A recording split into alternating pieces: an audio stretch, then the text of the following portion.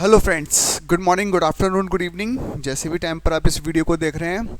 और ज़िंदगी की राह में मौज लो, रोज़ लो, ना मिले तो खोज लो। आज हम लोग इसी मौज को लेने के लिए स्टार्ट करते हैं अपना CS एग्जीक्यूटिव का टैक्सेशन। पहले मैं आप लोगों को अपने सब्जेक्ट के बारे में बता देता हूँ, कुछ अपने बारे में बता देता हूँ, उसके अकॉर्डिंगली हम अपना काम फिर स्टार्ट करेंगे। सबसे पहले हमें सब्जेक्ट को जानना जरूरी है, जिस सब्जेक्ट को हम पढ़ने जा रहे हैं, क्योंकि जब तक हमें यही नहीं पता होगा कि सब्जेक्ट क्या कहता है, सब्जेक्ट में किन किन चीज़ों का इन्वॉल्वमेंट है, क्वेश्चंस जो पूछे जाएंगे वो किस पैटर्न पर पूछे जाएंगे, तब तक सब्जेक्ट को शुरू करना ठीक नहीं रहेगा। तो हम लोग पहले ऐसा करते हैं कि सब्जेक्ट के बारे में जान लेते हैं। और उससे पहले मैं आपको थोड़ा सा अपने बारे में बता देता हूँ। Myself C Ankit Varshney, practising chartered accountant and academician, और मैं पिछले 8-9 सालों से गाइड कर रहा हूँ CA CS CMA कम्युनिटीज़ के एस्पिरेंट्स को। और चलिए इतना मैं अपने बारे में बताकर आप लोगों को सीधे सब्जेक्ट पर लेकर चलता हूँ। स्टार्ट करते हैं सब्जेक्ट के साथ में। हम जब बात करते हैं CS एग्जीक्यूटिव की, तो उसमें एक आपका पेपर आता है tax law, tax laws. Tax laws का जो आपका पेपर है वो बेटा आपका पेपर 100 मार्क्स का है। इस 100 मार्क्स में जो आप लोगों से क्वेश्चंस पूछे जाएंगे वो सारे के सारे क्वेश्चंस जो होंगे वो मल्टीपल चॉइस क्वेश्चंस होंगे, MCQ होंगे। मतलब एक क्वेश्चन होगा और उसके आपको 4 ऑप्शंस दे रखे होंगे, जिसमें से आपको सही ऑप्शन को सेलेक्ट करना है। यहाँ पर थोड़ा सा आपको समझना पड़ेगा, सावधानी से काम करना पड़ेगा। और सावधानी से क्या काम करना पड़ेगा कि एक्चुअली जो ये मल्टीपल चॉइस क्वेश्चन है, हर एक क्वेश्चन 1 नंबर का है। पर अगर आप गलती से कोई क्वेश्चन गलत अटेम्प्ट कर देते हैं तो उसमें से आपके 0.25 मार्क्स जो होंगे वो डिडक्ट हो जाएंगे। मतलब सपोज कीजिए कि आपने 5 क्वेश्चन सही अटेम्प्ट किए और एक क्वेश्चन जो था वो आपका गलत हो गया, तो 5 क्वेश्चंस के 5 नंबर मिलेंगे, प्लस जो एक क्वेश्चन आपने गलत अटेम्प्ट किया उसके लिए 0.25 माइनस हो जाएंगे। तो नेट में आपको जो नंबर्स मिलेंगे वो केवल 4.75 मिलेंगे। हाँ, आप उस क्वेश्चन को अगर नहीं आता है तो छोड़ दीजिए, तो ऐसे में आपको किसी भी तरीके से नेगेटिव मार्किंग फेस करनी नहीं पड़ेगी। तो बेटा ज़रूरी है कि हमें अपनी चीज़ों को समझना। जब इस 100 मार्क्स की बात आती है तो इस 100 मार्क्स में आप लोगों से 2 चीज़ें पूछी जाएंगी। एक आपसे पूछा जाएगा डायरेक्ट टैक्स और दूसरा आप लोगों से पूछा जाएगा इनडायरेक्ट टैक्स। डायरेक्ट टैक्स भी आप लोगों से 50 मार्क्स के लिए पूछा जाएगा, पार्ट ए, और जो इनडायरेक्ट टैक्स होगा वो भी आप लोगों से 50 मार्क्स के लिए ही पूछा जाएगा।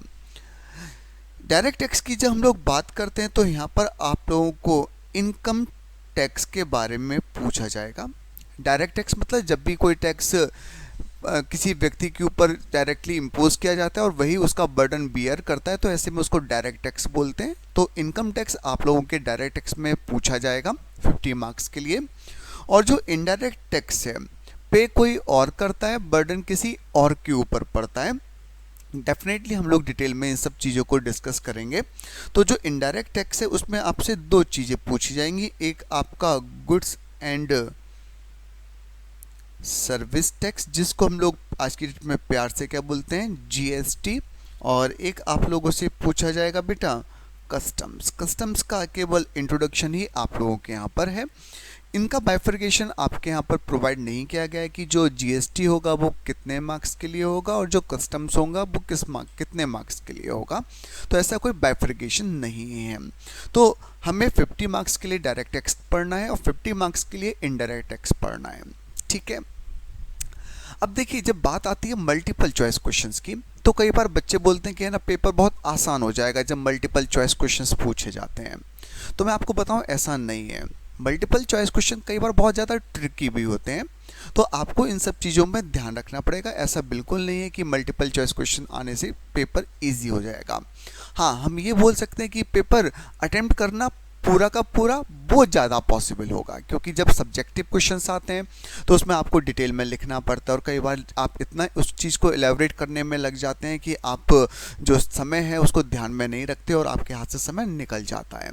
ठीक है, तो यहाँ पर क्या है कि जैसे आपको कैलकुलेशन कोई करके दिखानी ही नहीं है, आपने अपनी कैलकुलेशन रफ पर करी, कैलकुलेटर पे करी और अपना आंसर दे दिया, तो ऐसे में आपको कहीं ना कहीं यहाँ पर इस बात के लिए सहूलियत मिलेगी कि आपको पेपर 100% अटेम्प्ट करना आसान होगा।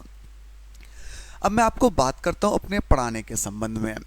तो जब हम लोग पढ़ाई अपनी स्टार्ट करेंगे तो मैं आपको हर एक चीज़ के लिए डिटेल नोटिंग करवा कर चलूँगा।